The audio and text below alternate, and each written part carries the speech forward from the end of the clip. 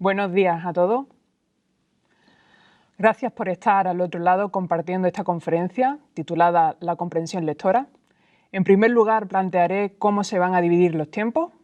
Por un lado, vamos a hablar de qué es la comprensión lectora y qué relación tiene con la competencia lectora. En segundo lugar, hablaré de cómo se puede entrenar y, por último, se darán unas breves pinceladas de cómo se evalúa. El índice de lo que se va a tratar quedaría de la siguiente forma. ¿Qué es la comprensión lectora? Pasando por un breve apunto histórico, la comprensión lectora en sí y la relación que tiene con la competencia lectora. ¿Cómo se entrena? Pasaríamos por el hábito lector y el entrenamiento específico. Y cómo se evalúa, el tercer punto y último, donde hablaremos de las pruebas individuales, por ejemplo, escalas Magallanes, PROLEP, COMLEP, TECLE y las pruebas colectivas, PISA y PILS. Quizás las citas de autor estén pasadas de moda, pero creo que uno de nuestros premios Nobel de Literatura, Jacinto Benavente, fue bastante acertado al afirmar que no hay ninguna lectura peligrosa. El mal nunca entra por la inteligencia cuando el corazón está sano. Y no encuentro mejor forma de comenzar esta conferencia que rememorando sus palabras. Con este aforismo, Benavente zanjó la polémica que en otros tiempos hubo sobre si leer era bueno o malo. En la misma línea usaré palabras que pronunciaron otros antes que yo, como Tapia, Solé, Colomer, etc. Pero comencemos el cuerpo de la conferencia con el breve apunte histórico que os he comentado antes.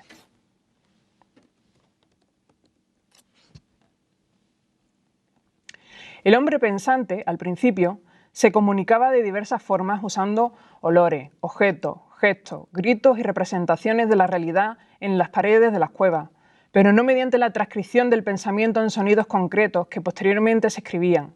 A pesar de que el Homo sapiens surgió hace aproximadamente unos 400.000 años, no se tiene conocimiento de que existan restos de textos escritos no pictográficos antes de los 6.000 a.C. En el norte de Babilonia, la Baja Mesopotamia actual, aunque de ello se extraiga incluso que en aquel momento la escritura no estaba precisamente en su infancia. La fecha en que la etapa pictográfica empieza a ser superada por la alfabética en la Babilonia se remonta aproximadamente al 8.000 a.C. y al 7.000 a.C. en la etapa que contempla Egipto. Por lo tanto, escritura y lectura se funden en el tiempo como el haz y el envés del origen de la comunicación humana más plena, la verbal. La interacción entre una y otra han hecho de las mismas un solo elemento cuyo timón, en el caso de la escritura, es la comprensión lectora. Pero ya que la remontada histórica ha sido tan amplia, demos un salto significativo hasta situarnos en la era de la industrialización. Desde finales del siglo XIX, la comprensión lectora ha suscitado el interés de especialistas. Esta época ha sido sin duda el punto de inflexión. Anteriormente, la comprensión lectora no constituía la finalidad de enseñar a leer, ya que se perseguía más la alfabetización mecánica casi exclusivamente religiosa, por ejemplo, para participar en la liturgia, por lo que el concepto ni siquiera se había planteado. Se pensaba que el mero hecho de comprender lo que se leía era un reflejo del pensamiento simplemente. Es a partir del principio del 20 cuando a ciertos grupos especialistas comenzaron a rondarle la curiosidad sobre esta noción. Ya en 1908, Weil, además de adentrarse en el mundo de la comprensión lectora sin ni siquiera abordar el término, investigó el cansancio que producía el proceso lector, especialmente en el ojo y la visión, y su repercusión en la velocidad lectora. Pocos años más tarde, con Thorndike, en 1917, se sientan las bases de la metacognición en comprensión lectora. Pero no es hasta la década de los 50 cuando los científicos relacionan los procesos cognitivos, en auge por esas fechas, con la lectura comprensiva. En 1962, Fries habla de que la comprensión lectora es el proceso directo de la decodificación como forma automática resultante de que el alumno denominara las palabras. A partir de ahí, la evolución del concepto, debido al interés creciente, ha desembocado en la generación de tres enfoques fundamentales, con los que los especialistas abordan la lectura para acercar el concepto de comprensión lectora. El primero sería el enfoque sintético, el bottom-up, que aconseja comenzar el proceso de comprensión por las palabras. El segundo sería el modelo analítico, top-down, que recomienda empezar dicho proceso por los aspectos más generales del texto. Y el modelo interactivo, entendido como la complementación del bottom-up y el top-down, y siendo este último el más usado en la actualidad. Antes de pasar a definir qué es la comprensión lectora y la competencia lectora, conviene quizás pasar por encima de otro concepto: leer. ¿Qué es leer? En condiciones normales, leer es un proceso que permite a un receptor entender el mensaje escrito que ha emitido un emisor de la forma más objetiva posible. ¿Cómo se produce la comprensión lectora? Cuando este proceso de leer es automático y la mecánica de percibir lo escrito está bien aprendida, se produce una correcta comprensión del texto. ¿Qué es la comprensión lectora? Es la consecuencia de realizar una lectura correcta. La comprensión lectora es inherente al acto mismo de leer. Por lo tanto, no se debería afirmar que se ha leído algo si no se ha entendido lo que se lee o si no se ha entendido lo que se lee o no se recuerda la lectura inmediatamente después de haberla leído. ¿Cuál es la definición de comprensión lectora y qué relación tiene con la competencia lectora? En este punto tenemos que pasar indiscutiblemente por dos informes, PISA y Peirce.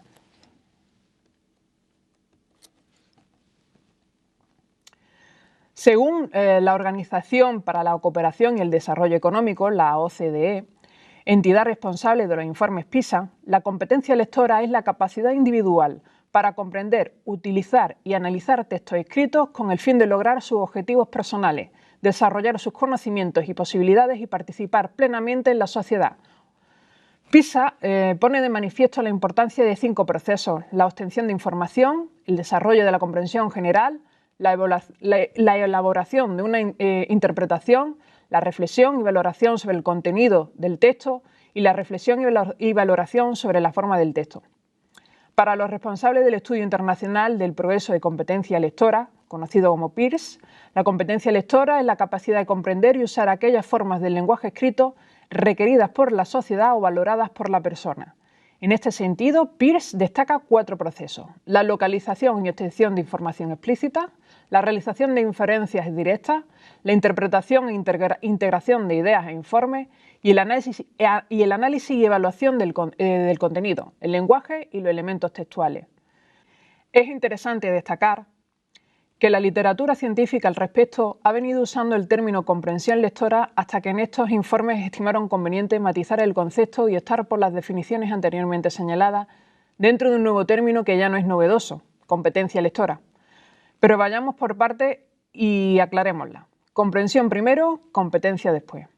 La lógica enunciación del concepto lo define. La comprensión lectora es, básicamente, entender lo que se lee. Pero los docentes nos planteamos una cuestión: ¿cuál sería la definición mínima y, sin embargo, más completa?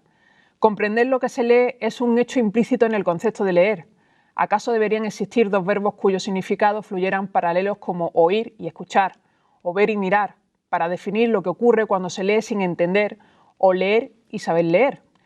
Si partimos de la base de que leer es un acto comunicativo, es necesario destacar que en todo acto comunicativo deben existir varios elementos fundamentales de los que los expertos parecen haber olvidado la figura indispensable del emisor. Tener en cuenta al emisor es crucial para entender un escrito, independientemente de que cada lector haga suyo el texto de forma particular, porque lo que se pretende, al fin y al cabo, es comunicarnos, sin interferencias, para un mayor y mejor entendimiento dentro de la sociedad.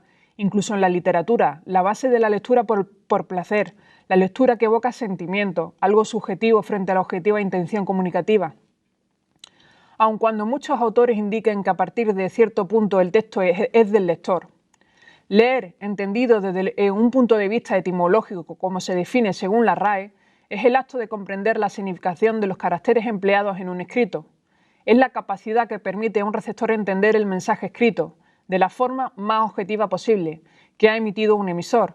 Así que es la base de la competencia lectora, en la que el sujeto usaría esta capacidad para relacionarse dentro de la sociedad que le rodea.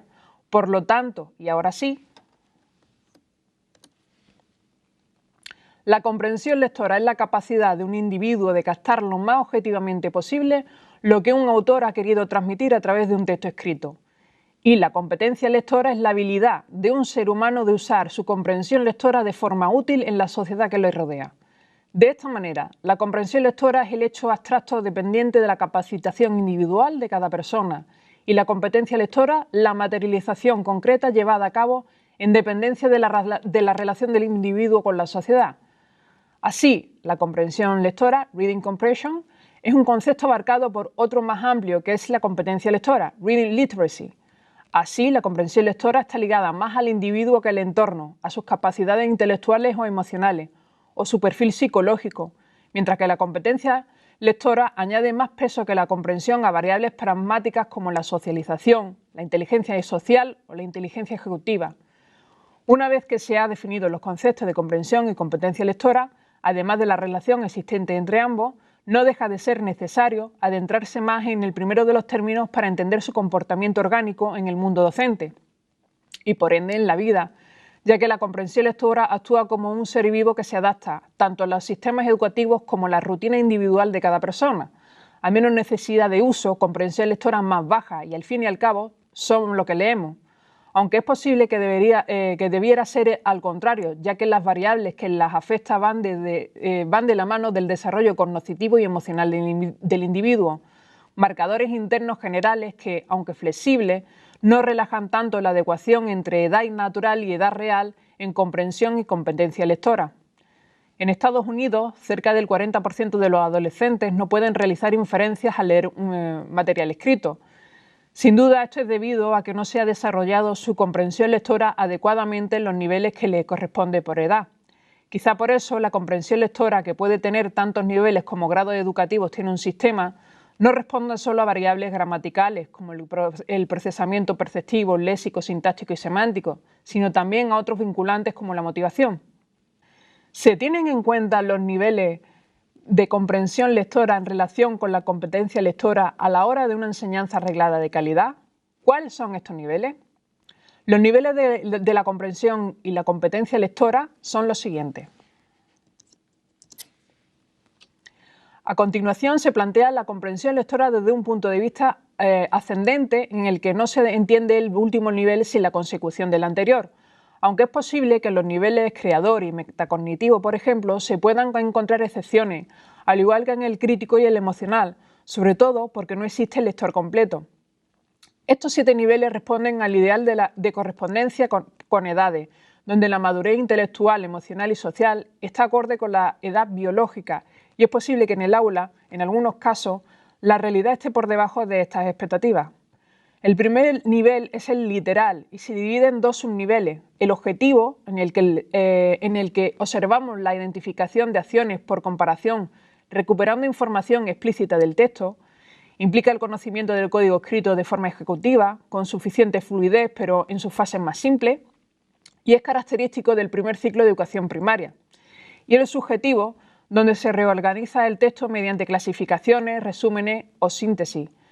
Este es característico del segundo ciclo de educación primaria.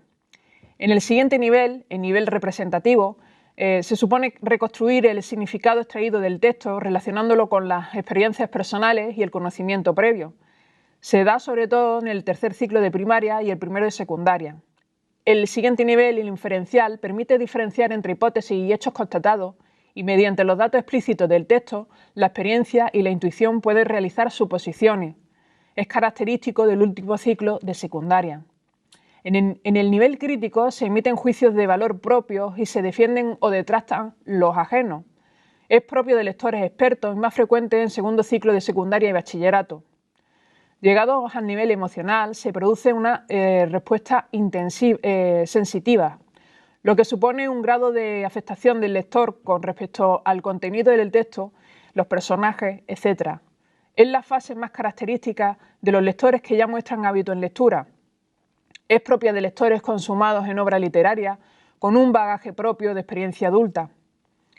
En el nivel creador, el lector puede pasar a la fase de crear con conocimiento de causa suficiente para ser apreciado por otros lectores.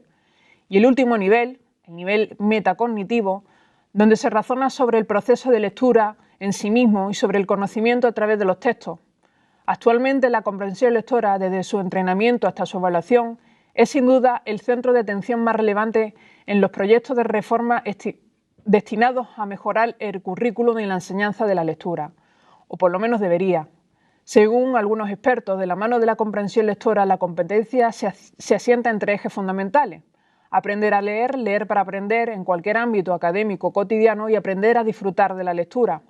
Aunque yo añadiría un eje fundamental que vertebra el sentido de la misma concepción del binomio competencia lectora, la socialización, ya que más allá del descifrado inicial y mecánico de signos, leer está lejos de ser una actividad secreta, intimista, desconectada de la dinámica social. La socialización es donde la comprensión lectora pierde su nombre a favor de la competencia lectora.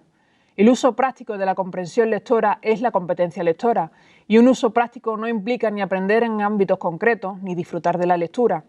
En adelante hablaremos de comprensión lectora, ya que es la base fundamental de la competencia lectora.